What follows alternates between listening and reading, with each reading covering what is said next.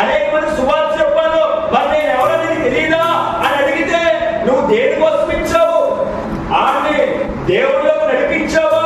ఆయన దేవుడు అంటే తెలుసా?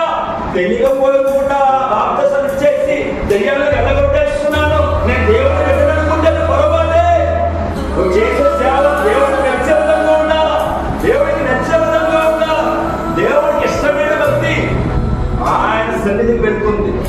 చూసినట్లయితే ప్రభువుని పిలిచేవాడు ప్రతివాడు కూడా నావాడు కాదు. పరలోక రాజ్యంలో ప్రవేశింపడు గాని దేవుడు సన్నిధిలో ఏం ప్రవేశిస్తుందంటే పరలోక రాజ్యం ఎవరు పడితే వాళ్ళు ఎవరు. మీకు తెలుసా? విశ్వాసం ఒకటే తీర్పు, కానీ సేవకులకు 2 తీర్పులు. నువ్వు 2 తీర్పులు పొందడానికి సిద్ధంగా ఉంటేనే సేవకుడిగా నియమించబడాలి.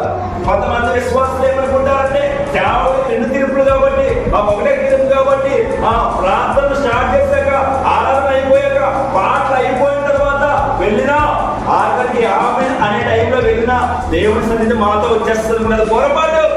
దేవుడి సన్నిధిని అనుభవించాలి అంటే సంఘము ప్రార్థన ప్రారంభించగానే మొట్టమొదటిగా నువ్వే ఉండాలా. నీ పిల్లల్ని మొట్టమొదటిగా పంపించి మధ్యలో చూపించాలా. ఒకవేళ దేవుడి సన్నిధిలో ఒక వాటర్ లేకపోతే సంఘ బిడ్డలు అందరూ వాటర్ తాగడానికి సిద్ధపరచాలా. నీ పిల్లల్ని మాట వినకపోతే నువ్వు దేవుడు ఎరిగిన వాడు అంటే ఎవరు నమ్ముతారు? నువ్వే దేవుడు అంటే భయభక్తులు లేకపోతే, తల్లిదండ్రులకే దేవుడు భయం లేకుండా, తల్లిదండ్రులే కూతురు తిడుతూ, తల్లిదండ్రులే ఎదురు చూచి వారసు లేకుండా అసూయతో కూడుతూ ఉంటే పిల్లలు కూడా ఏమవుతారంటే వారు లాగానే తయారయ్యి అసూయతో గుళ్ళతో కూడా వారు నిరంతరము ఆలోచనతోనే బ్రతుకుతూ ఉంటారు పిల్లలు కూడా.